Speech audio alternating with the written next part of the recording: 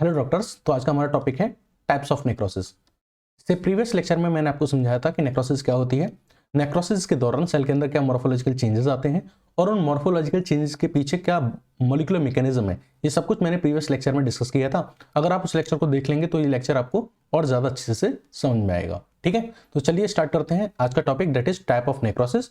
Type of necrosis पढ़ाने से पहले मैं आपको नेक्रोसिस के बारे में एक ब्रीफ इंट्रोडक्शन देना चाहूंगा। मान लीजिए कि आपकी कोई नॉर्मल सेल है और इस नॉर्मल सेल को आप कोई इंजूरियस स्टिमुलस देते हैं।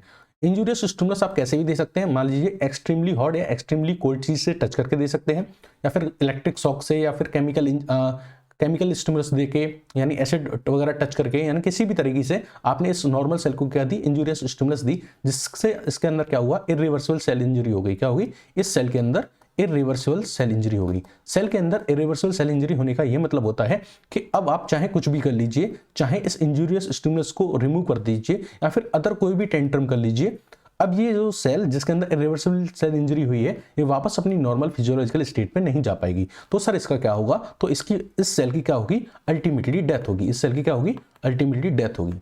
तो इस सेल की अल्टीमेटली क्या होती है, डेथ होती है। तो वो सेल जिसके अंदर इरिवर्सिबल सेल इंजरी हुई है, इसकी सेल डेथ होती है। और इस सेल के अंदर दो पाथवे हो सकते हैं जिससे ये सेल डेथ को अटेन कर सकती है। यानी वो सेल जिसके अंदर इरिवर्सिबल सेल इंजरी हुई है, वो दो पाथवे होते हैं उसके पास।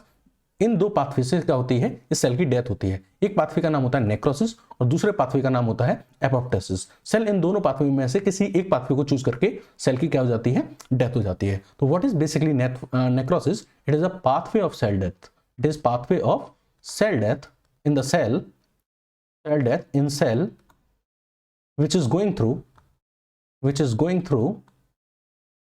irreversible cell injury। तो ऐसी सेल जिसके अंदर irreversible सेल इंजरी हो रही है, वो उस सेल के अंदर जो पाथवे ऑफ सेल डेथ होता है उसको हम क्या बोलते हैं, नेक्रोसिस बोलते हैं। Now we will discuss about the type of necrosis. तो नेक्रोसिस पांच तरह का होता है। एक है कोएगुलेटिव नेक्रोसिस जो कि मोस्ट कॉमन होता है ह्यूमंस में जनरली, और सेकंड इज लिक्विफेक्टिव नेक्रोसिस जिसको हम कोलिक्यूटिव नेक्रोसिस भी बोलते हैं। Third is caseous necrosis, fourth is fat necrosis and fifth is fibroid necrosis. अब एक सवाल आता है कि सर नेक्रोसिस का मतलब होता है कि पाथवे ऑफ सेल डेथ। तो सिंपल बात होनी चाहिए कि एक सेल है, इसके अंदर सेल डेथ हुई है और किस पाथवे से हुई है, नेक्रोसिस के पाथवे से हुई है। तो वाई 5 टाइप्स, ये 5 तरह का क्यों होता है नेक्रोसिस? सिंपल होना चाहिए, एक सेल थी उसकी डेथ हो गई with the pathway of necrosis. तो ये 5 टाइप्स के नेक्रोसिस क्यों होते हैं, इस बात का हमको जवाब चाहिए। तो इस बात का जवाब पाने के लिए हम क्या करेंगे, पहले सेल के बारे में जानेंगे। देखो सेल की बेसिक 3 कंपोनेंट होते हैं, 3 मेन कंपोनेंट होते हैं सेल के अंदर। पहला जो इंपॉर्टेंट कंपोनेंट होता है वो होता है सेल मेम्ब्रेन, जो क्या करता है, सेल की आर्किटेक्चर डिटेल्स देता है। सेल की क्या देता है, आर्किटेक्चर डिटेल्स देता है, यानी सेल्स के शेप एंड साइज के बारे में बताता है। दूसरा जो इंपॉर्टेंट कंपोनेंट होता है सेल का वो होता है साइटोप्लाज्म, जो सेल की साइटोप्लाज्मिक डिटेल्स देता है, यानी साइटोप्लाज्म के कलर के बारे में बताता है। अब साइटोप्लाज्म का जो कलर होता है वो आप स्टेन या डाई की हेल्प से पता कर सकते हैं, या फिर ग्रेन्यूल्स की हेल्प से पता कर सकते हैं कि जो साइटोप्लाज्म है वो ग्रेनुलर है, उसके अंदर ग्रेन्यूल्स हैं, या वो प्लेन है। या फिर आप साइटोप्लाज्म के अमाउंट्स के साथ डिस्कस कर सकते हैं कि साइटोप्लाज्म का जो अमाउंट है वो कम है या फिर ज्यादा है। थर्ड जो इंपॉर्टेंट कंपोनेंट होता है वो होता है न्यूक्लियस, जो सेल की न्यूक्लियर डिटेल्स देता है, जिसमें आता है कि न्यूक्लियस का कलर क्या है, जिसको अगेन आप स्टेन या डाई की हेल्प से पता कर सकते हैं, या फिर न्यूक्लियस साइज के बारे में डिस्कस कर सकते हैं, या फिर न्यूक्लियस की लोकेशन के बारे में डिस्कस कर सकते हैं कि न्यूक्लियस की लोकेशन एकदम सेंटर में है या फिर वो बेस की तरफ है। ठीक है, तो ये 3 मेन कंपोनेंट होते हैं जो मेन डिटेल्स देते हैं सेल की, architecture detail, cytoplasmic detail and nuclear detail. अब इन 3 डिटेल की हेल्प से हम किसी सेल को आइडेंटिफाई भी कर सकते हैं। इसको एक एग्जांपल से समझते हैं। मान लीजिए ये आपकी कोई आरबीसी है, क्या है ये, आपकी कोई आरबीसी है, सॉरी ये आपकी कोई सेल है, मैं अभी बता नहीं रहा हूं कि आरबीसी है, ठीक है, और मैं कह रहा हूं कि ये क्या है, बाइकॉनकेव है। कैसी है, ये एक सेल है हमारी बॉडी की जो बाइकॉनकेव है और नॉन न्यूक्लिएटेड है। कैसी है, नॉन न्यूक्लिएटेड है। तो क्या आप इससे गैस कर सकते हैं इन डिटेल्स से कि अगर मैं कह रहा हूं कि कोई भी सेल हमारी बॉडी की बाइकॉनकेव है और नॉन न्यूक्लिएटेड है तो मैं किसके बारे में बात कर रहा हूं? तो आप कंफर्म कर सकते हैं कि मैं किसके बारे में बात कर रहा हूं, आरबीसी के बारे में बात कर रहा हूं। ठीक है, तो कहने का मतलब ये था कि इन डिटेल्स की हेल्प से आप किसी भी सेल को आइडेंटिफाई भी कर सकते हैं। हमारी बॉडी में डिफरेंट टाइप ऑफ सेल्स होती हैं। ठीक है, चलिए, लेकिन हमारा सवाल तो ये था कि जो नेक्रोसिस हैं वो 5 तरह के क्यों होते हैं। देखो सपोज करिए कि मान लीजिए इस सेल के अंदर डेथ हो रही है, क्या हो रही है, इस सेल के अंदर क्या हो रही है, डेथ हो रही है। तो इस सेल के डेथ होने के बहुत सारे मॉर्फोलॉजिकल पैटर्न देखने को मिले थे। किसी में तो ऐसा हो रहा था कि जब इस सेल की डेथ हुई थी तो इस सेल की जो सेल मेम्ब्रेन था वो तो सेम इस तरीके का ही रहा, यानी इसकी आर्किटेक्चर डिटेल्स तो क्या हुई, परसिस्ट रही, मेंटेन रही, बट इसके अंदर का जो भी मटेरियल था वो गायब हो गया। यानी ये जो मटेरियल था न्यूक्लियस और साइटोप्लाज्म ये सब कुछ गायब हो गया। एक तरह की सेल ऐसे भी देखने को मिली जिसके अंदर ये न्यूक्लियर जो आपकी जो सेल मेम्ब्रेन थी ये भी डैमेज हो गई और हमें ये पूरी की पूरी सेल एक जेल लाइक स्ट्रक्चर में कन्वर्ट हुई देखने को मिली। किसमें? एक जेल लाइक स्ट्रक्चर में कन्वर्ट हो गई, एक जेल लाइक सब्सटेंस में कन्वर्ट हो गई और इस सेल की सारी डिटेल लॉस्ट हो गई। ना तो उसमें हमको आर्किटेक्चर डिटेल्स दिखी, यानी इसकी सेल मेम्ब्रेन भी हमको नहीं दिखी, इसका साइटोप्लाज्म भी हमको क्लियरली नहीं दिखा, सिर्फ जेल लाइक सब्सटेंस दिखा। कोई इसके अंदर एंडोप्लाज्मिक रेटिकुलम, गोल्गी बॉडी कुछ भी ऐसा देखने को नहीं मिला। तो इसकी साइटोप्लाज्मिक डिटेल्स भी हमें लॉस होती हुई दिखाई दी। इसके अंदर हमें न्यूक्लियस भी नहीं दिखा, तो हमें इसकी न्यूक्लियर डिटेल्स भी लॉस्ट होती हुई दिखाई दी। तो ये डिफरेंट पैटर्न देखने को मिल रहा है। एक में तो हमने ऐसा देखा कि जो सेल थी उसका आर्किटेक्चर डिटेल्स तो मेंटेन रही, यानी उसकी सेल मेम्ब्रेन तो वैसे के वैसे मेंटेन रही, बट अंदर की जो सारी चीजें थी साइटोप्लाज्मिक डिटेल और न्यूक्लियर डिटेल वो क्या हो गई? लॉस्ट हो गई। एक में हमने ऐसा देखा कि पूरी की पूरी सेल जेल लाइक सब्सटेंस में कन्वर्ट हो गई। कहीं कभी हमें ऐसा भी देखने को मिलता है कि जो सेल्स थी वो ग्रेन्यूल्स लाइक स्ट्रक्चर में कन्वर्ट हो गई। सेल की डेथ हुई और वो ग्रेन्यूल्स लाइक स्ट्रक्चर में क्या हो गई? कन्वर्ट हो गई। तो यहां से आप क्या देख पा रहे हैं कि जो सेल है ये डिफरेंट मॉर्फोलॉजिकल पैटर्न शो कर रही है जब इस सेल की डेथ होती है। तो इन मॉर्फोलॉजिकल पैटर्न के बेसिस पे ही क्या किया है हमने, इन सेल के इस नेक्रोसिस के 5 टाइप्स को क्या किया है, वो किया है, मतलब नेक्रोसिस को 5 टाइप्स में डिवाइड किया है इन मॉर्फोलॉजिकल पैटर्न के बेसिस पे, ठीक है। That is coagulative, liquefactive, caseous, fat and fibrinoid necrosis, ठीक है। तो मैंने आपको क्या समझाया कि why is necrosis of 5 types. The reason is कि डिफरेंट मॉर्फोलॉजिकल पैटर्न देखने को मिलते हैं जब किसी भी सेल के अंदर, नेक्रोटिक सेल के अंदर डेथ होती है, ठीक है। कहीं आर्किटेक्चर डिटेल तो परसिस्ट करती है बट बाकी की डिटेल्स लॉस हो जाती हैं, और कहीं सारी की सारी डिटेल्स ही लॉस हो जाती हैं। कहीं ये हमें लिक्विड में कन्वर्ट, लिक्विड नहीं मतलब सेमी सॉलिड या फिर सेमी लिक्विड या फिर जेल लाइक स्ट्रक्चर में कन्वर्ट होने को मिलती है। कहीं ये हमको ग्रेन्यूल्स लाइक स्ट्रक्चर में कन्वर्ट होते हुए दिखती है, ठीक है। तो डिफरेंट मॉर्फोलॉजिकल पैटर्न देखने को मिलते हैं, उसी के बेहाफ पे हमने टाइप ऑफ नेक्रोसिस क्लासीफाई कर दिया है, ठीक है। अब नेक्रोसिस जब भी हम पढ़ेंगे तो हम इसमें जब हम ऊपर वाली जो 5 टाइप की नेक्रोसिस है जब हम उनको पढ़ेंगे तो हमारा 4 चीजों पे फोकस रहेगा जब हम किसी भी नेक्रोसिस को पढ़ेंगे। एक तो उसका इंट्रोडक्शन, दूसरा उसका कॉज कि नेक्रोसिस क्यों हुआ, तीसरा उसकी ग्रॉस मॉर्फोलॉजी कि जब जिस टिश्यू के अंदर नेक्रोसिस हुआ है या जिस ऑर्गन के अंदर नेक्रोसिस हुआ है, अगर उसमें हम अपनी आंखों से देखेंगे तो हमें उसके अंदर क्या चेंजेस नजर आएंगे, नॉर्मल वर्सेस नेक्रोटिक। और नॉर्मल ऑर्गन को देखेंगे और नेक्रोटिक ऑर्गन को हम देखेंगे हम विदाउट माइक्रोस्कोप, तो हमें क्या चेंजेस दोनों के अंदर नजर आएंगे, वो है ग्रॉस मॉर्फोलॉजी। फोर्थ है हम उसका माइक्रोस्कोपिक एग्जामिनेशन करेंगे कि जब आप उस ऑर्गन को जिसके अंदर नेक्रोसिस हुई है, जब आप उसको माइक्रोस्कोप के अंदर देखोगे, या वो सेल्स जिनके अंदर नेक्रोसिस हुई है उनको जब आप लाइट माइक्रोस्कोप की हेल्प से देखोगे तो उनके अंदर आपको क्या चेंजेस नजर आएंगे as compare to normal cell. तो उसको हम माइक्रोस्कोपिक एग्जामिनेशन बोलेंगे और ये भी हमारा क्या रहेगा, कंसिडरेशन में रहेगा, ठीक है। तो किसी भी नेक्रोसिस को पढ़ने के लिए हमें ये 4 पॉइंट्स क्या करने पड़ेंगे, ध्यान में रखने पड़ेंगे, ठीक है। जब मैंने आपको नेक्रोसिस पढ़ाया था प्रीवियस लेक्चर में कि नेक्रोसिस क्या होता है, तब मैंने नेक्रोसिस के मॉलिक्यूलर मैकेनिज्म पे बात की थी कि अगर किसी के अंदर नेक्रोसिस हो रही है तो उसके पीछे का मॉलिक्यूलर मैकेनिज्म क्या है। यानी कि एक तरीके से कहूं तो मैंने ये बताया था कि कहीं अगर सेल मेम्ब्रेन परसिस्ट हो रही है और अंदर का गायब हो रहा है तो क्यों गायब हो रहा है, कहीं ये जेल लाइक स्ट्रक्चर में कन्वर्ट हो रही है तो क्यों हो रही है, कहीं ग्रेन्यूल्स लाइक स्ट्रक्चर में कन्वर्ट हो रही है तो क्यों हो रही है, ठीक है। तो ये मैंने प्रीवियस लेक्चर में क्या बताया था, मॉलिक्यूलर मैकेनिज्म बताया था किसी भी सेल के अंदर जिसके अंदर नेक्रोसिस हो रही है। यहां मैं उसको एक बार रिपीट करता हूं कि नेक्रोसिस जो होती है जिसकी वजह से सेल के अंदर मॉर्फोलॉजिकल चेंजेस आते हैं, डिफरेंट मॉर्फोलॉजिकल पैटर्न देखने को मिलते हैं, उसके पीछे के रीजंस क्या होते हैं। कहीं हमें ये देखने को मिलता है कि सेल के अंदर क्या होता है, प्रोटीन का डीनेचुरेशन होता है। तो ये मान लीजिए कोई सेल है और इस सेल के अंदर क्या होता है, प्रोटीन है, और इसके अंदर बेसिकली 2 तरह की प्रोटीन होती है, एक होती है स्ट्रक्चरल प्रोटीन और एक होती है फंक्शनल प्रोटीन। स्ट्रक्चरल प्रोटीन क्या करती है, उस सेल के स्ट्रक्चरल ऑर्गेनाइजेशन का पार्ट होती है, उसके सेल ऑर्गेनेली का पार्ट होगी, उसकी सेल मेम्ब्रेन का पार्ट होगी, उसके साइटोप्लाज्म का पार्ट होगी, ठीक है। फंक्शनल प्रोटीन जो होती है वो क्या करती है, एंजाइम्स बनाती है। क्या बनाती है, एंजाइम्स बनाती है। तो सेल के अंदर होती है प्रोटीन 2 तरह के, स्ट्रक्चरल और फंक्शनल। इन प्रोटीन का डीनेचुरेशन होता है। क्या होता है, डीनेचुरेशन होता है। अब देखो प्रोटीन का डीनेचुरेशन क्यों होता है, इसका रीजन मैंने, अगर आपने इरिवर्सिबल सेल इंजरी वाला मेरा टॉपिक पढ़ा हो तो उसमें मैंने बताया था कि क्या होता है कि सेल के अंदर कैल्शियम का इन्फ्लक्स होता है। किसका इन्फ्लक्स होता है, कैल्शियम का इन्फ्लक्स होता है, और कैल्शियम अंदर जाके क्या करता है, एंजाइम्स को एक्टिवेट कर देता है, और एंजाइम्स क्या करते हैं, जो प्रोटीन्स हैं इनको डीनेचुरेट करते हैं, ठीक है। दूसरा जो नेक्रोसिस होने का जो रीजन मैंने आपको बताया था वो था एंजाइमेटिक डाइजेशन। क्या बताया था? Enzymatic digestion. एंजाइमेटिक डाइजेशन क्या था? मान लीजिए सेल है, सेल के अंदर आपको पता है क्या होता है? लाइसोसोम होता है। ये लाइसोसोम जब बस्ट आउट कर जाता है, क्या होता है? बस्ट कर जाता है, तो उसके अंदर से निकलते हैं हाइड्रोलाइटिक एंजाइम्स। क्या निकलते हैं? Hydrolytic enzymes. और ये हाइड्रोलाइटिक एंजाइम्स क्या करते हैं? ये आपके सेल के अंदर जितनी भी सेल ऑर्गेनली होती हैं, साइटोप्लाज्म होता है, और ये इवन आपकी जो ये सेल मेम्ब्रेन होती है, इसको भी रप्चर कर देते हैं। और जब ये सारा कुछ रप्चर हो जाएगा तो आप इमेजिन कर सकते हैं कि सारी चीजें क्या हो जाएंगी? बिखर जाएंगी।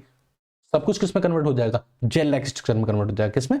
जेल लाइक स्ट्रक्चर में कन्वर्ट हो जाएगा। ठीक है, तो यहाँ पे सेल मेम्ब्रेन रप्चर नहीं हो रही थी, यहाँ प्रोटीन का डीनेचुरेशन हो रहा था, तो यहाँ पे एंजाइम्स का भी डीनेचुरेशन हो रहा था, है ना। तो यहाँ पे क्या हो रहा था कि आर्किटेक्चर डिटेल्स तो मेंटेन रह रही थी, बट अंदर का सब कुछ गायब हो रहा था। बट जब यहाँ हाइड्रोलाइटिक एंजाइम्स आए तो इन हाइड्रोलाइटिक एंजाइम्स ने इस सेल मेम्ब्रेन को भी रप्चर कर दिया, तो पूरा का पूरा जेल लाइक स्ट्रक्चर में कन्वर्ट हो गया। ठीक है, तो एक तो ये रीजन था प्रोटीन डीनेचुरेशन होना नेक्रोसिस के मैकेनिज्म के पीछे, दूसरा था एंजाइमेटिक डाइजेशन होना, और तीसरा था इन्फ्लेमेशन होना। देखो जहां कहीं भी ये बहुत इंपॉर्टेंट बात है, आप इसको मार्क कर लीजिएगा, जिस भी सेल में नेक्रोसिस होगी उस सेल के अराउंड इन्फ्लेमेशन होगा ही होगा। इन्फ्लेमेशन होने का मतलब ये है कि जिन सेल्स में नेक्रोसिस होती है उनके आसपास क्या आ जाती हैं? डब्ल्यूबीसीज आती हैं, यानी न्यूट्रोफिल्स आ जाती हैं, मैक्रोफेजेस आ जाती हैं, लिम्फोसाइट्स आ जाती हैं। वो क्या करती हैं कि एंजाइम्स रिलीज करती हैं इस सेल के ऊपर। क्या रिलीज करती हैं? एंजाइम्स रिलीज करती हैं, जिससे ये एंजाइम्स क्या करते हैं? इस सेल को क्या कर देते हैं? डिग्रेड कर देते हैं, जिससे इस सेल की क्या हो जाती है? डेथ हो जाती है। तो ये जो इन्फ्लेमेशन वाला जो टॉपिक है ये बहुत ज्यादा इंपॉर्टेंट है।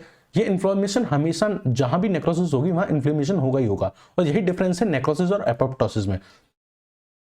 मैंने आपको बताया था कि जिस सेल के अंदर इरिवर्सिबल सेल इंजरी होती है उसकी डेथ होती है, उस डेथ के दो पाथवे होते हैं, एक होता है नेक्रोसिस और एक होता है एपोप्टोसिस। क्या होता है? एपोप्टोसिस।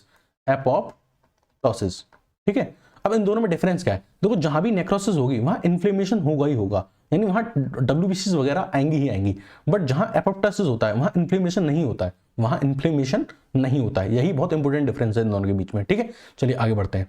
तो मैंने आपको ये तीन रीजन बताए थे कि जिसकी वजह से क्या होता है, नेक्रोसिस जिस सेल में होती है उसके अंदर जो मॉर्फोलॉजिकल चेंजेस आते हैं उसके पीछे के ये तीन रीजंस थे। ठीक है, चलिए ये सारी डिटेल हमने बेसिक डिटेल थी वो बात कर ली। अब आते हैं हम अपने मेन मुद्दे पे, दैट इज हम एक एक करके अपनी नेक्रोसिस डिसाइड करते हैं या डिफाइन करते हैं, दैट इज कोएगुलेटिव नेक्रोसिस। तो सबसे पहले हम चलते हैं अपनी पहली नेक्रोसिस के पास, जिसका नाम है कोएगुलेटिव नेक्रोसिस। जो कोएगुलेटिव नेक्रोसिस होती है ये सबसे मोस्ट कॉमन नेक्रोसिस होती है, और इसके पीछे का रीजन ये है कि डीनेचुरेशन ऑफ प्रोटीन्स। ठीक है, तो मैंने वही आपको बताया था कि इसमें क्या होगा, ये आपकी सेल मेम्ब्रेन है, सेल मेम्ब्रेन में प्रोटीन होंगी दो तरह की, स्ट्रक्चरल और फंक्शनल। स्ट्रक्चरल प्रोटीन क्या कर रही होगी? इस सेल का स्ट्रक्चर बना रही होगी, इसके अंदर सेल ऑर्गेनली साइटोप्लाज्म का फॉर्मेशन कर रही होगी, और फंक्शनल जो प्रोटीन्स होती हैं वो होती हैं एंजाइम्स, इस सेल के अंदर जो एंजाइम्स होंगे।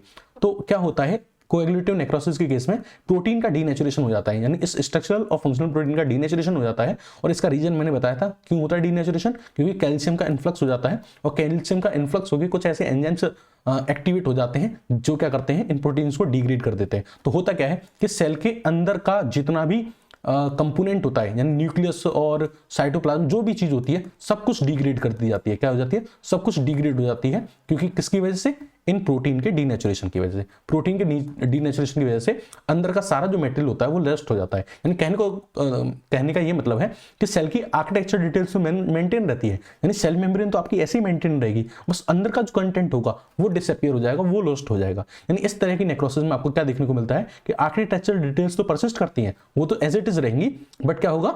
आपकी जो साइटोप्लाज्मिक डिटेल है, not cellular but is cytoplasmic, it is cytoplasmic, जो आपकी साइटोप्लाज्मिक डिटेल्स है वो लॉस्ट हो जाएंगी, आपकी न्यूक्लियर डिटेल्स लॉस्ट हो जाएंगी, न्यूक्लियस गायब हो जाएगा, अंदर का साइटोप्लाज्म गायब हो जाएगा। तो अगर मैं इन सेल्स को ऑब्जर्व करूं तो मान लीजिए ये पहले नॉर्मल सेल्स थी और इनके पास क्या था? एक अच्छा खासा न्यूक्लियस था।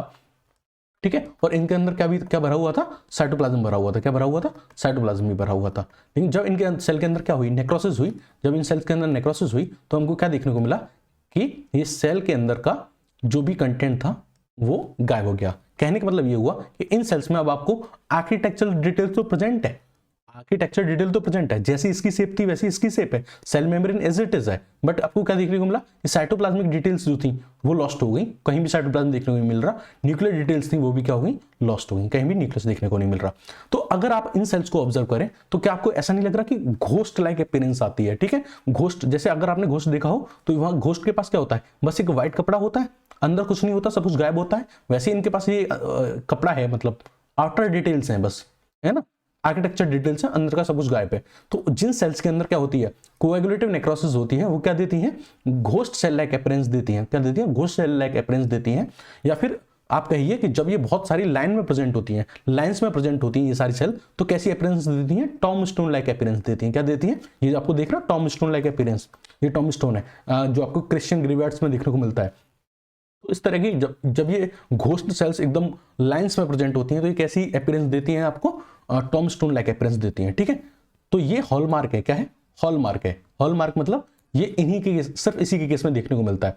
अगर मैं आपको नीट पीजी के से रिगार्डिंग कुछ चीजें बताऊं तो ये है कि घोस्ट सेल लाइक अपीयरेंस सिर्फ आपको दो केसेस में देखने को मिलती है, एक तो कोएगुलेटिव नेक्रोसिस के केस में, और एक पाइलोमेट्रिक्सोमा, एक हेयर अपेंडिज ट्यूमर है, सिर्फ इस केस में, सिर्फ दो केसेस में आपको घोस्ट सेल्स देखने को मिलती हैं। या फिर जो टॉम स्टोन अपीयरेंस होती है वो आपको कहां देखने को मिलती है, या तो कोएगुलेटिव नेक्रोसिस में, या फिर एक डिसीज है जिसको बोलते हैं पैम्फियस वल्गैरिस, पैम्फियस वल्गैरिस, वहां देखने को मिलती है। ये आपके नीट पीजी के लिए है। ठीक है, बाकी अगर आप एकेडमिक्स पर फोकस कर रहे हैं तो आप इनको भूल सकते हैं। ठीक है, तो मैंने आपको बताया कि जो सेल्स थी उनके अंदर इस तरह की घोस्ट सेल लाइक अपीयरेंस आती है। अब मैंने आपको एक चीज और बताई थी कि जहां भी नेक्रोसिस होगा वहां इन्फ्लेमेशन जरूर होगा। इन्फ्लेमेशन क्या होगा, जरूर ही होगा। अब देखो, इन सेल्स के अराउंड इन्फ्लेमेशन होगा तो क्या होगा, इन सेल के अराउंड जब इन्फ्लेमेशन होगा तो क्या होगा कि यहाँ पे क्या देखने को मिलेंगी आपको, WBC देखने को मिलेंगी। यहाँ पे न्यूट्रोफिल्स आएंगी, इसके पास कौन आएंगी, न्यूट्रोफिल्स आएंगी इसके पास, है ना।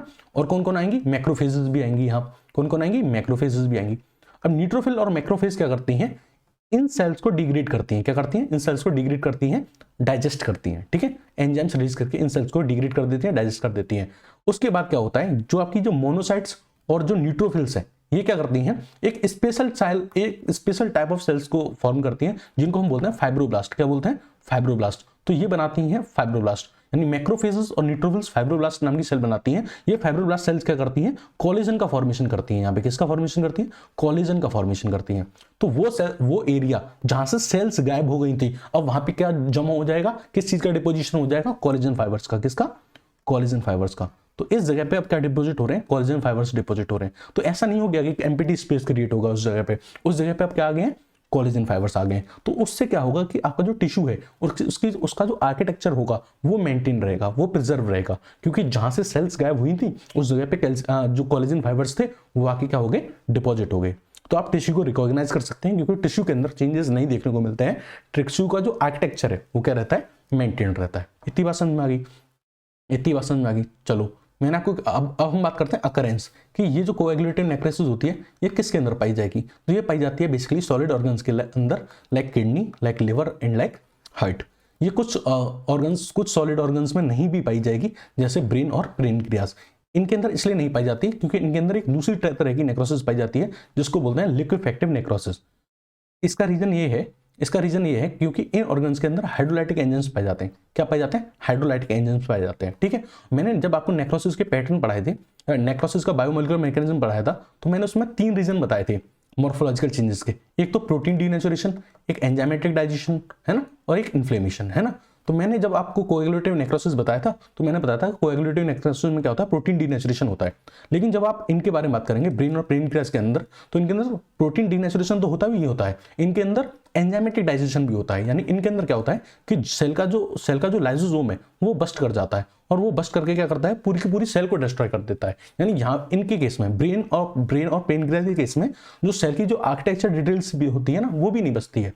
ठीक है, तो इनके अंदर दूसरी तरह का नेक्रोसिस पाया जाता है जिसको बोलते हैं लिक्विफेक्टिव नेक्रोसिस। इनके अंदर कोएगुलेटिव नेक्रोसिस नहीं पाया जाता। ठीक है, चलिए, मैंने आपको एक और चीज बताई थी, जहां भी इन्फ्लेमेशन होगा तो वहां पे क्या होगा, जहां भी नेक्रोसिस होगा वहां क्या होगा, इन्फ्लेमेशन तो होगा ही होगा। और क्या आती हैं, न्यूट्रोफिल्स और मैक्रोफेज आती हैं, जो क्या बनाती हैं, फाइब्रोब्लास्ट। और जो फाइब्रोब्लास्ट क्या बनाता है, कोलेजन। और कोलेजन क्या करता है, फिलिंग कर देता है। क्या कर देता है, फिलिंग कर लेता है उस जगह की जहां पे फिलिंग कर देता है, किसकी, नेक्रोटिक एरिया की, जहां से सेल्स डिसअपियर हुई है। चलिए, ठीक है, अगर हम कॉज की बात करें कि जो कोएगुलेटिव नेक्रोसिस क्यों होती है, तो रीजन है ischaemia, reduce blood supply. Solid organs में अगर ब्लड सप्लाई आप क्या कर देंगे, रिड्यूस कर देंगे, तो उस जगह क्या हो जाने लगेगा, कोएगुलेटिव नेक्रोसिस देखने को मिलेगी। या फिर माइल्ड बर्न के केस में भी देखने को मिलता है। ओके, अब हम बात करें ग्रॉस मॉर्फोलॉजी की, कि जब हम जिस भी टिश्यू के अंदर कोएगुलेटिव नेक्रोसिस हुई है, अगर हम उसे देखेंगे एज कम्पेयर टू नॉर्मल, तो हमें क्या चेंजेस देखने को मिलते हैं। तो सपोज करिए आपकी ये किडनी है और इसमें हमने ब्लड सप्लाई रिड्यूस कर दी थी। क्या कर दी थी? ब्लड सप्लाई रिड्यूस कर दी थी। तो हमें क्या देखने को मिला? एक इन्फार्क्ट देखने को मिला। इन्फार्क्ट मतलब वेज शेप्ड इन्फार्क्ट देखने को मिला। इन्फार्क्ट क्या होता है? वो एरिया जिसके अंदर टिश्यू की डेथ हो गई है, तो it is localised area of tissue death. ठीक है, तो ये लोकलाइज्ड एरिया है किसका? डेड टिश्यू का। किसका? डेड टिश्यू का। तो आपको जिस एरिया में नेक्रोसिस होगी किडनी के अंदर, इस इस्केमिया की वजह से रिड्यूस ब्लड सप्लाई के अंदर, वहां आपको एक इन्फार्क्ट देखने को मिलेगा। That is localised area of dead tissue. ठीक है, जो किस शेप का होगा? वेस्ट शेप का होगा। ठीक है, तो ये हमको देखने को मिलता है जब हम एग्जामिन करते हैं उस ऑर्गन को या उस टिश्यू को। ठीक है, अब हम माइक्रोस्कोपिक एग्जामिनेशन के बारे में बात कर लेते हैं कि माइक्रोस्कोपिक एग्जामिनेशन क्या होगी। तो इसका माइक्रोस्कोपिक एग्जामिनेशन में आपका जो हॉलमार्क था वही आपको देखने को मिलेगा, यानी टॉम स्टोन अपीयरेंस देखने को मिलेगी। यानी कि कहने का मतलब जो है, जो सेल्स होंगी उनकी आर्किटेक्चर डिटेल्स तो मेंटेन रहेगी। यानी अगर मान लीजिए ये जो सेल थी, तो अगर मान लीजिए इसकी आर्किटेक्चर डिटेल तो मेंटेन रहेगी, यानी सेल मेम्ब्रेन तो मेंटेन रहेगी, बट अंदर की चीजें क्या हो जाएंगी? गायब। यानी साइटोप्लाज्म डिटेल लॉस्ट हो जाएंगी और न्यूक्लियर डिटेल्स क्या हो जाएंगी? लॉस्ट हो जाएंगी। ओके, सो अब हम इसको कंपैरिजन करते हैं। तो ये है वो पार्ट, इतना एरिया वो पार्ट है जो नेक्रोटिक है, जिसके अंदर नेक्रोसिस हुई है, और ये वाला जो पार्ट है ये क्या है? नॉर्मल है। और इन दोनों के बीच में क्या है? इन्फ्लेमेटरी एरिया, जहां आपको क्या देखने को मिलेंगी? न्यूट्रोफिल्स देखने को मिलेंगी, मैक्रोफेज देखने को मिलेंगी और लिम्फोसाइट्स देखने को मिलेंगी। ठीक है, अगर हम नॉर्मल एरिया और नेक्रोटिक एरिया को कंपेरिजन करें तो आप देख रहे हैं कि जो नॉर्मल एरिया है वहां आपको ये क्या है? किडनी है। तो किडनी में क्या देखने को मिलेंगी? नेफ्रॉन्स देखने को मिलेंगी। तो नेफ्रॉन्स में आपको ये ग्लोमेरुलस देखने को मिलेगा, है ना। ये आपको डीसीटी देखने को मिलेगी। डीसीटी के अंदर आपको ये न्यूक्लियस देखने को मिल रहे हैं। पीसीटी आपको देखने को मिल रही है, यहाँ पीसीटी के न्यूक्लियस देखने को मिल रहे हैं। ठीक है, और इनका साइटोप्लाज्म भी होता है। बट अगर आप यहाँ देखेंगे तो यहाँ आपको कोई भी ग्लोमेरुलस या फिर किसी भी तरह के जो न्यूक्लियस होते हैं पीसीटी या डीसीटी को, वो आपको देखने को नहीं मिलेंगे इस रीजन में। ठीक है, यहाँ पे साइटोप्लाज्मिक डिटेल्स और न्यूक्लियर डिटेल्स आपको क्या, साइटोप्लाज्मिक डिटेल्स लॉस्ट हो जाएंगी और न्यूक्लियर डिटेल्स भी क्या हो जाएंगी? लॉस्ट हो जाएंगी। सिर्फ आपको क्या देखने को मिलेगा? सिर्फ एक आउटलाइन देखने को मिलेगी, यानी कि आर्किटेक्चरल डिटेल्स देखने को मिलेंगी। ठीक है, so this was all about coagulative necrosis. Now we will discuss about second type of necrosis, that is liquefactive necrosis. तो अभी तक हमने पढ़ा था कि कोएगुलेटिव नेक्रोसिस में हमने क्या देखा था? ये सेल्स थी।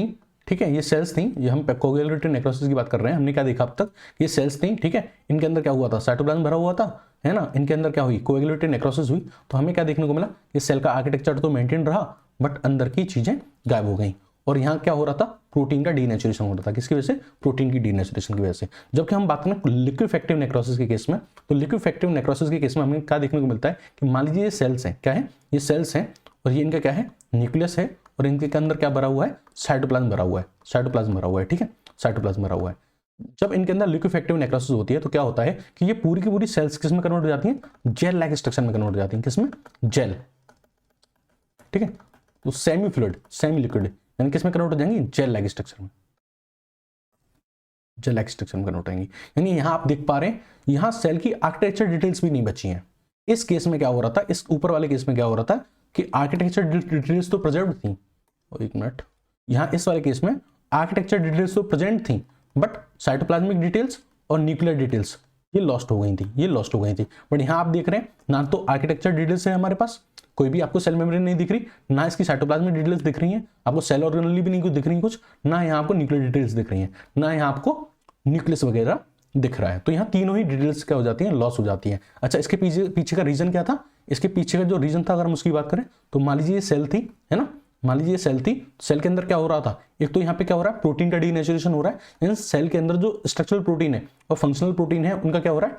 डीनेचुरेशन हो रहा है। दूसरी चीज यहाँ क्या देखने को मिलती है कि इन सेल्स के अंदर का जो लाइसोसोम होता है, इन सेल्स के अंदर का जो लाइसोसोम होता है वो बस्ट कर जाता है, और वो बस्ट करने के बाद क्या रिलीज करता है? हाइड्रोलाइटिक एंजाइम्स रिलीज करता है। और ये हाइड्रोलाइटिक एंजाइम्स क्या करते हैं? इस सेल की सेल मेम्ब्रेन को रप्चर कर देते हैं, और दूसरा इस सेल के अंदर जितना भी मैटर था उन सबको क्या कर देते हैं? डाइजेस्ट कर देते हैं, डिग्रेड कर देते हैं, जिसकी वजह से ये पूरी की पूरी सेल जो होती है ये किसमें कन्वर्ट हो जाती है?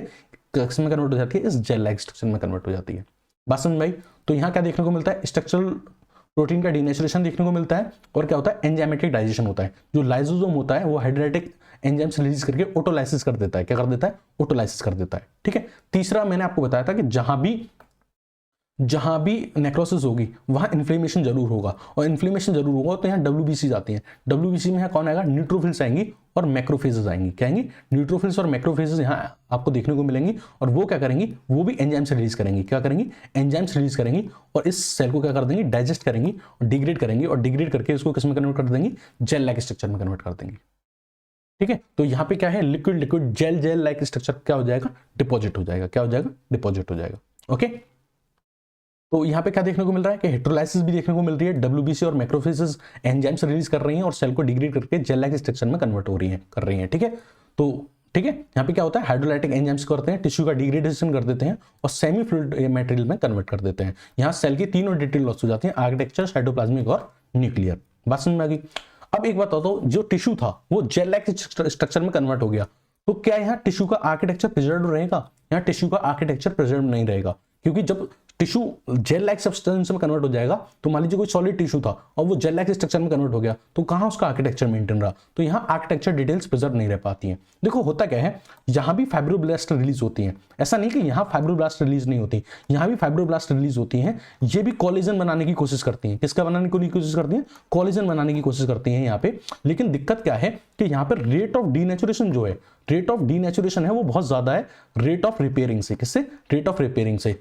जबकि हमने ऊपर वाले केस में, इस केस में कोएगुलेटिव नेक्रोसिस के केस में तो आपने देखा था कोलेजन बन गया था और उसने सॉलिड सॉलिड कन्वर्ट बना दिया था सब। उसका रीजन ये था कि ऊपर वाले केस में क्या था, ऊपर वाले केस में रेट ऑफ रिपेयरिंग जो था, रेट ऑफ रिपेयरिंग था वो ज्यादा था रेट ऑफ डीनेचुरेशन से। तो रेट ऑफ रिपेयरिंग ज्यादा था रेट ऑफ डीनेचुरेशन से, इसलिए यहाँ लिक्विड लिक्विड में कन्वर्जन नहीं हुआ, यहाँ पे सॉलिड फिलिंग हो गई। बट यहाँ पर रेट ऑफ डीनेचुरेशन ज्यादा है as compare rate of repairing के। तो यहाँ क्या होता है कि वो एरिया जिसके अंदर नेक्रोसिस हुई है वो किस में कन्वर्ट हो जाता है, एक सेमी फ्लूइड मटेरियल में कन्वर्ट हो जाता है। ठीक है, तो यहाँ टिश्यू की आर्किटेक्चर डिटेल्स प्रिजर्व नहीं होती है।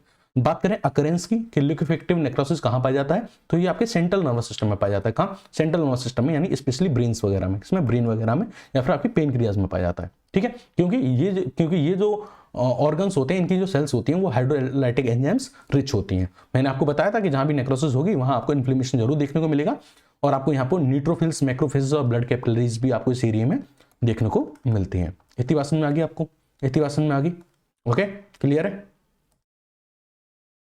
अगर हम बात करें कॉज की कि जो आपका लिक्विफेक्टिव नेक्रोसिस है ये क्यों होता है, तो इसका कॉज है इस्केमिया। अगेन इस्केमिया, अगर आप ब्रेन वगैरह में या पेनक्रियाज में क्या कर देंगे, आप ब्लड सप्लाई रिड्यूस कर देंगे, तो वहां क्या हो जाएगी, लिक्विफेक्टिव नेक्रोसिस हो जाएगी। या फिर अदर जो रीजन है लिक्विफेक्टिव नेक्रोसिस का वो है पायोजेनिक बैक्टीरियल इन्फेक्शन, यानी पस जनरेटिंग बैक्टीरियल इन्फेक्शन जो होते हैं, जहां होते हैं वहां भी क्या देखने को मिलती है, लिक्विफेक्टिव नेक्रोसिस देखने को मिलती है। और आपने देखा भी होगा कि जिस एरिया में पस का डेवलपमेंट हो जाता है उस एरिया की जो आर्किटेक्चर डिटेल्स हैं वो लॉस हो जाती है। बेसिकली पस क्या है, देखो मान लो ये कोई सेल है, ये क्या है, मान लीजिए कोई सेल है और इस सेल के अंदर मान लीजिए नेक्रोसिस हो रही है। क्या हो रही है, नेक्रोसिस हो रही है, या फिर आप कह दीजिए इस सेल के अंदर इरिवर्सिबल सेल इंजरी हुई है। तो होगा क्या कि इस सेल के अंदर इस सेल के पास क्या आएंगी, WBC आएंगी। क्या आएंगी, WBC आएंगी। एक तो ये है, ठीक है, और WBC क्या करेंगी, इस सेल के ऊपर एंजाइम्स रिलीज करेंगी और इसको क्या करेंगी, डिग्रेड करेंगी। एक ये है कि ये मान लीजिए आपकी कोई सेल है और ये इस सेल के पास कोई माइक्रोब्स आता है, क्या आता है, माइक्रोब आता है और इस सेल को अफेक्ट करता है। जब इस सेल को माइक्रोब अफेक्ट करेगा तो इसको बचाने के लिए क्या आएंगी, WBC आएंगी। क्या होंगी, WBC आएंगी। अब क्या होगा कि इनमें आपस में फाइट चलेगी, यहाँ एक वॉर जोन क्रिएट हो जाएगी। ठीक है, जहां WBC इसको माइक्रोब्स को किल करने की कोशिश कर रही होगी, माइक्रोब से सेल को किल करने की कोशिश कर रहा होगा, सेल अपने आप को इनसे बचाने की कोशिश कर रही होगी, तो एक तरह की वार जोन क्रिएट हो जाती है। तो यहाँ पे क्या होता है, कुछ सेल्स की डेथ होती है, कुछ माइक्रोब्स की डेथ होती है, कुछ WBCs की डेथ होती है, कुछ आपस में लड़ रहे होते हैं, मरने वाले होते हैं, कुछ अभी नॉर्मल फॉर्म में प्रेजेंट है और जो आगे फाइट करने वाले हैं। तो यहाँ पे क्या होता है, ये डेड, लिविंग एंड डाइंग तीनों तरह की जो सेल्स होती हैं, माइक्रोब्स की, टिश्यू की सेल्स की और WBC, उस तरह की सेल्स पाई जाती हैं। तो पस में बेसिकली क्या होता है, आपकी लिविंग सेल्स भी होती हैं। लिविंग सेल्स किसकी, उस टिश्यू की और माइक्रोब्स की और WBC की। लिविंग सेल्स भी होती हैं, डाइंग सेल्स भी होती हैं जो लड़ते लड़ते बस मरने वाली हैं, और कुछ ऐसी हैं जो मर भी चुकी हैं। तो पस इज अ कलेक्शन ऑफ, पस में क्या होता है, WBCs होती हैं, प्लस क्या होता है, सेल्स होती हैं आपकी जिस भी टिश्यू में इन्फेक्शन हुआ था, प्लस क्या होता है, माइक्रोब्स होते हैं। ठीक है, तो इनकी तीनों स्टेट में होते हैं। ये कुछ मर चुके होते हैं, ठीक है, कुछ मरने वाले होते हैं और कुछ अलाइव होते हैं। तो तीनों स्टेट में ये प्रेजेंट होते हैं। ठीक है, तो ये तो हमने बात की इसके कॉज की। अगर हम बात करें ग्रॉस मॉर्फोलॉजी की, ये क्या देखने को मिलता है उस ऑर्गन के अंदर, तो आप अगर ये देख पा रहे हो, ये था अफेक्टेड एरिया जहां पे लिक्विफेक्टिव नेक्रोसिस हुई थी। तो यहाँ एक तो साइड में एक इसकी बॉर्डर पे बनती है सिस्ट, क्या बनती है, एक सिस्ट बनती है, और अंदर का एरिया अगर आप देख पा रहे हो तो अंदर के एरिया में लिक्विड हो चुका है। ये एरिया जो है इसका अंदर का ये वाला एरिया, इसमें आपको क्या देखने को मिल रहा है, बिल्कुल जेल लाइक स्ट्रक्चर हो गया ये एरिया, बिल्कुल डिग्रेड हो गया, किसमें कन्वर्ट हो गया, जेल लाइक स्ट्रक्चर में कन्वर्ट हो गया एरिया। तो आपको एक सिस्ट देखने को मिलती है और अंदर लिक्विफाइड सेंटर देखने को मिलता है, अंदर आपको जेल लाइक स्ट्रक्चर में कन्वर्ट हो जाता है। जो आपका सॉलिड था पहले वो किस में कन्वर्ट हो गया, सॉलिड जेल लाइक स्ट्रक्चर में कन्वर्ट हो चुका है। इतनी बात समझ में आ गई।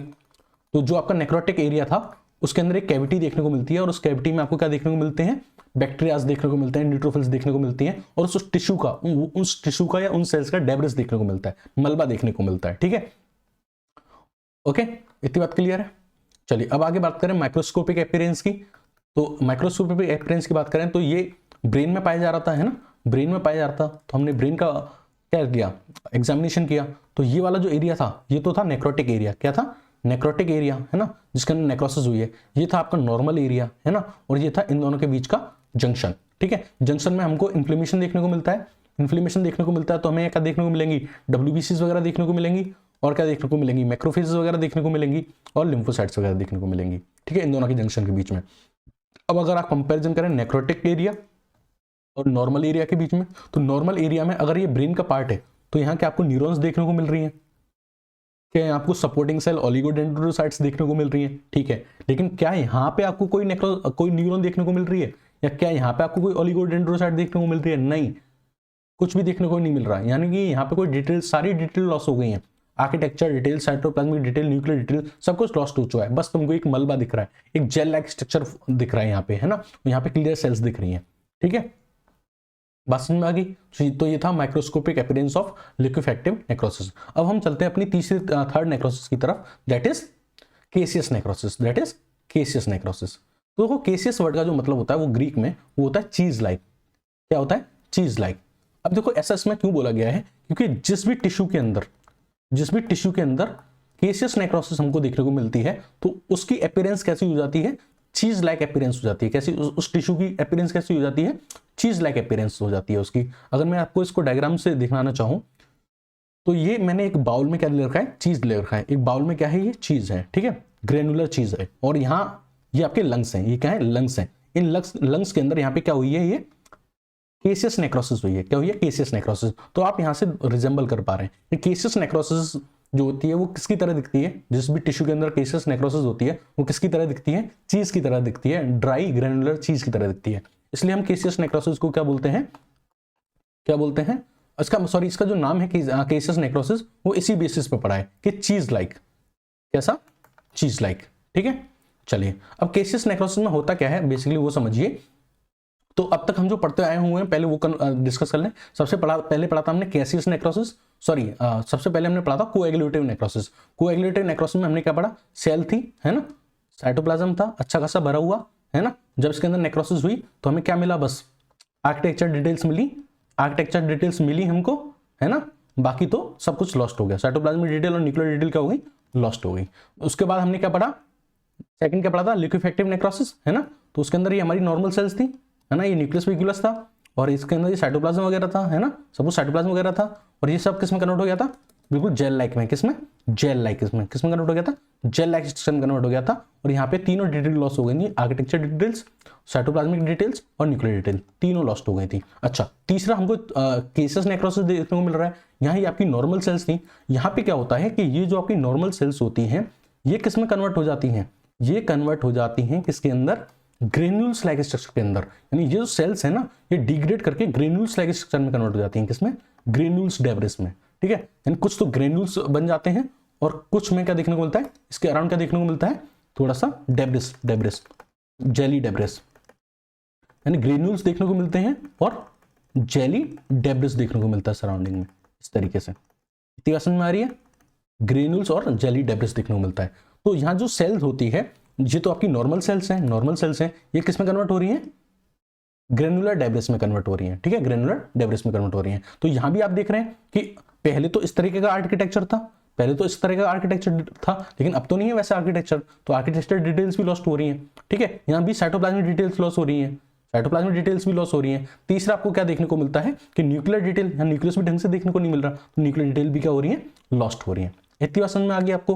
तो अब आप इसमें डिफरेंस पता कर सकते हैं कुछ कि लिक्विफैक्टिव नेक्रोसिस में भी यही सेम चीज है और केसियस नेक्रोसिस में भी सेम चीज है। तो डिफरेंस किस चीज का है, डिफरेंस है, अगर आप ढंग से एग्जामाइन कर पा रहे हो तो डिफरेंस है।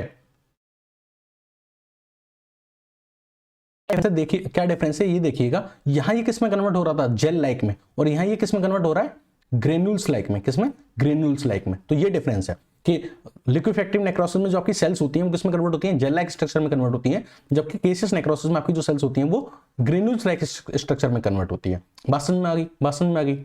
ओके चलिए, तो यहाँ पे क्या होता है कि जो आपका डेड टिश्यू होता है, जो आपका डेड टिश्यू होता है वो किसमें कन्वर्ट हो जाता है, होमोजीनियस ग्रेनुलर मास में कन्वर्ट हो जाता है, जो किसकी तरह दिखता है, जिसके ग्रेन्यूल्स किसकी तरह दिखते हैं, चीज की तरह दिखते हैं। और जिस एरिया में नेक्रोसिस होती है वहां पे क्या दिखता है आपको, अमॉर्फस, यानी डिफरेंट, नो स्ट्रक्चर, यानी डिफरेंट टाइप के, डिफरेंट साइज के जो ग्रेन्यूल्स होते हैं वो देखने को मिलते हैं आपको उस एरिया में जिस एरिया में क्या हुई है, नेक्रोसिस हुई है। तो ये वाली जो नेक्रोसिस है, केसियस नेक्रोसिस, इसको हम combination of coagulative and liquefactive necrosis क्यों बोलते हैं, क्योंकि यहाँ आपको जेली लाइक डेब्रिस भी देखने को मिल रहा है, जेली लाइक डेब्रिस देखने को मिल रहा है, और आपको यहाँ ग्रेन्यूल्स भी देखने को मिल रहे हैं। तो यहाँ पे थोड़ी तो आर्किटेक्चर डिटेल है और बाकी क्या है, डेब्रिस है। तो यहाँ इसको हम ये मान के चलते हैं कि ये कोएगुलेटिव नेक्रोसिस को भी शो कर रहा है, क्योंकि यहाँ पे सेल का जो डिफॉर्मेशन हो गया है, क्या हो गया, सेल का आर्किटेक्चर डिटेल तो लॉस हुई है बट उसका डिफॉर्मेशन हो गया है, वो ग्रेन्यूल्स में कन्वर्ट हो गया है। और लिक्विफैक्टिव नेक्रोसिस में इसलिए काउंट करते हैं क्योंकि यहाँ पे जेल लाइक डेब्रिस भी प्रेजेंट है। तो ये दोनों का कॉम्बिनेशन है। लेकिन अगर आपको मान लीजिए नीट पीजी में एमसीक्यू में आ जाए कि आपको इन दोनों में से किसी एक को चूज करना है, अगर आपको किसी एक को चूज करना पड़े तो आप कोएगुलेटिव नेक्रोसिस को चूज करिएगा, ठीक है। अगर हम बात करें इन्फ्लेमेशन की, तो मैंने आपको बताया था कि जहां भी नेक्रोसिस होगी वहां पे इन्फ्लेमेशन तो जरूर ही होगा। तो यहां पे भी आपको इन्फ्लेमेशन देखने को मिलता है, और इस यहां पे जब आपको इन्फ्लेमेशन देखने को मिलता है तो यहां पे एक आपको स्पेशल टाइप का इन्फ्लेमेशन देखने को मिलता है।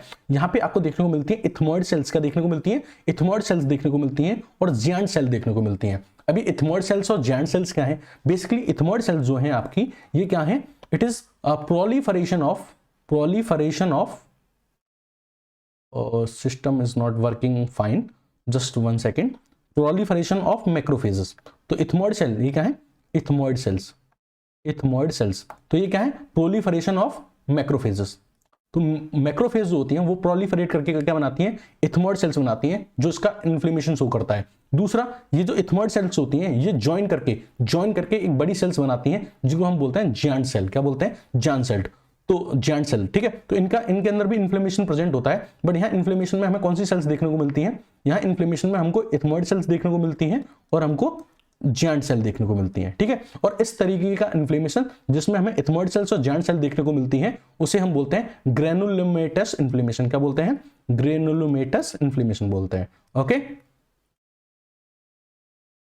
तो ऐसा इन्फ्लेमेशन जहां पर हमको इथमॉइड सेल देखने को मिलती है और जियांट सेल देखने को मिलती हैं, ऐसे इन्फ्लेमेशन को हम क्या बोलते हैं, ग्रेनुलोमेटस इन्फ्लेमेशन बोलते हैं। तो हमें यहाँ क्या देखने को मिलता है, ग्रेनुलोमेटस इन्फ्लेमेशन देखने को मिलता है। अगर हम बात करें कॉज की कि जो केसिस नेक्रोसिस होती है उसका कॉज क्या है, तो इसका कॉज है माइकोबैक्टीरियम ट्यूबरक्लोसिस।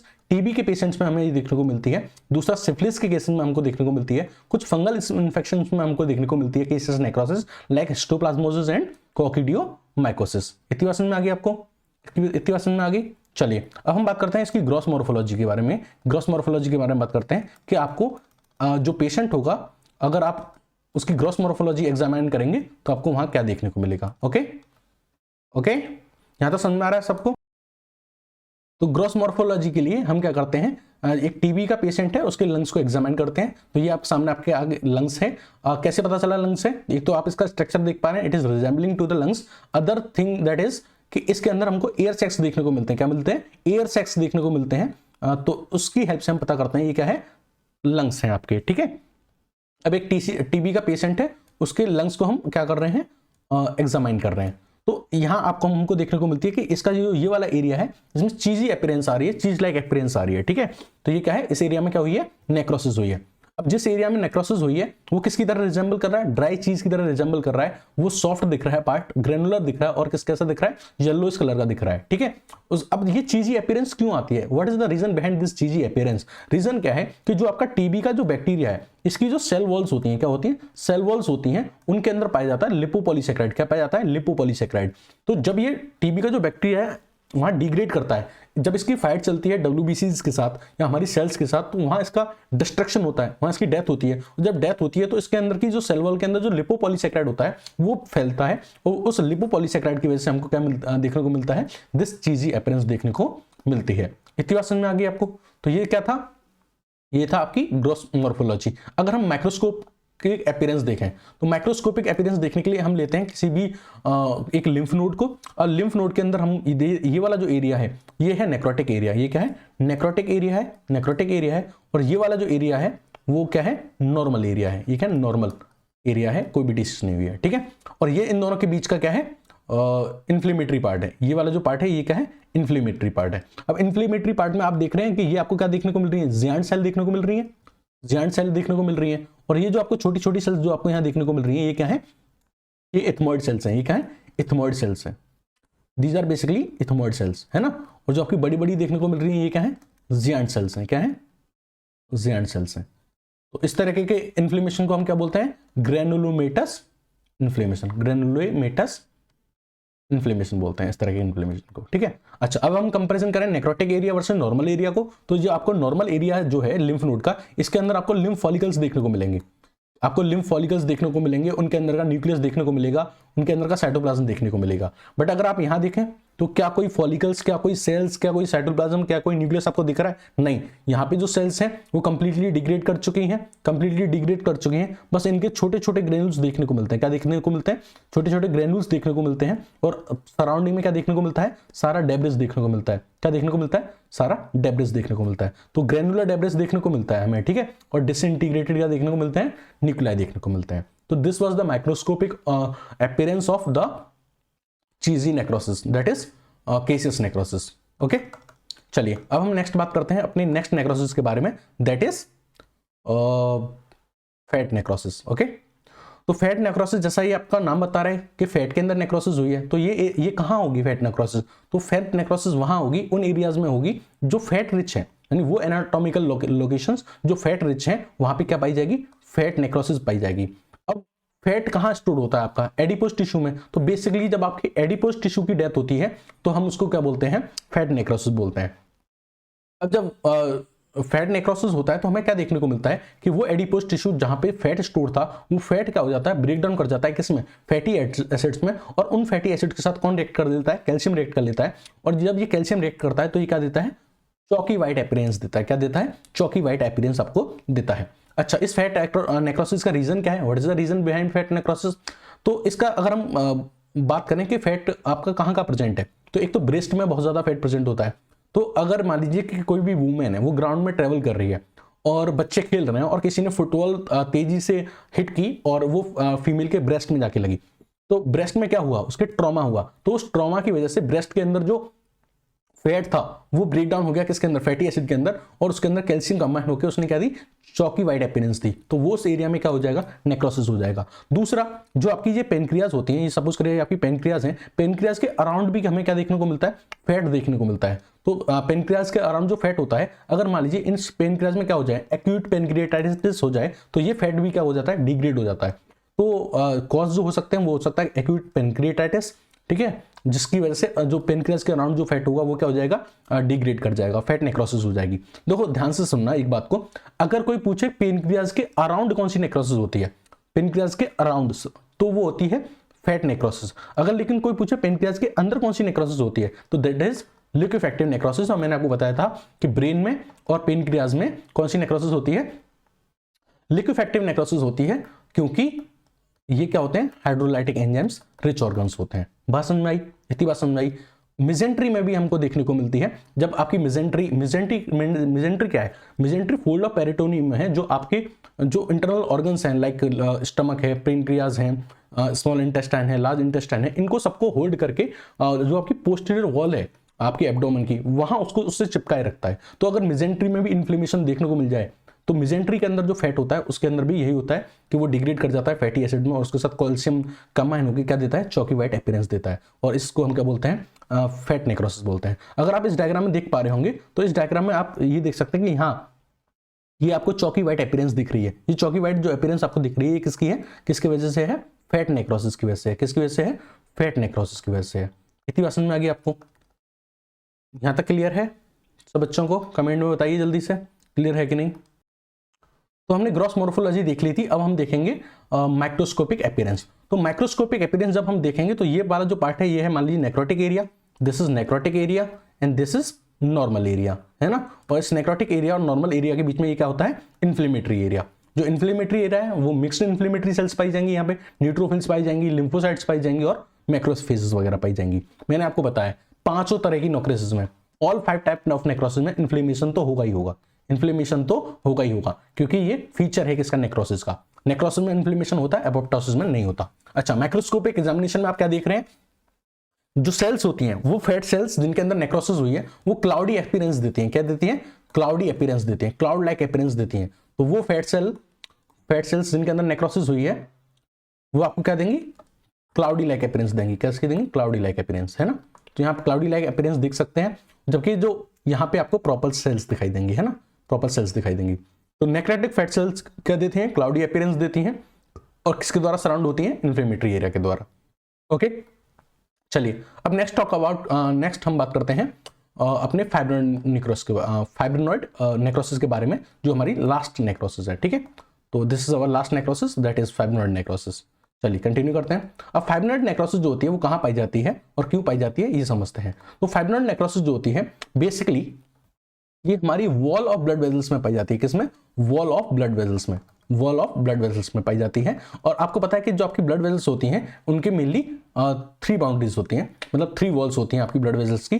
जो आउटर बाउंड्री होती है उसको हम बोलते हैं ट्यूनिका एक्सटर्ना, जो बीच वाली होती है उसको बोलते हैं ट्यूनिका मीडिया, और जो अंदर वाली होती है उसको बोलते हैं ट्यूनिका इंटरना। तो आपकी जो बीच वाली ये वॉल है जिसको हम ट्यूनिका मीडिया बोलते हैं, इसके अंदर क्या हो जाता है, इसके अंदर एंटीजन एंटीबॉडी रिएक्शंस हो जाती हैं, जिसकी वजह से क्या होता है, फाइब्रिनॉइड नेक्रोसिस देखने को मिलती है। इसका जो कॉज होता है उसको हम बात करें तो इसका कॉज होता है immunologic injury of vessel wall. ठीक है, मतलब होता क्या है कि एंटीजन एंटीबॉडी रिएक्शंस होती हैं, देखने को मिलती हैं ब्लड वेजल की वॉल के अंदर, जिसकी वजह से ये फाइब्रिनॉइड नेक्रोसिस होती है।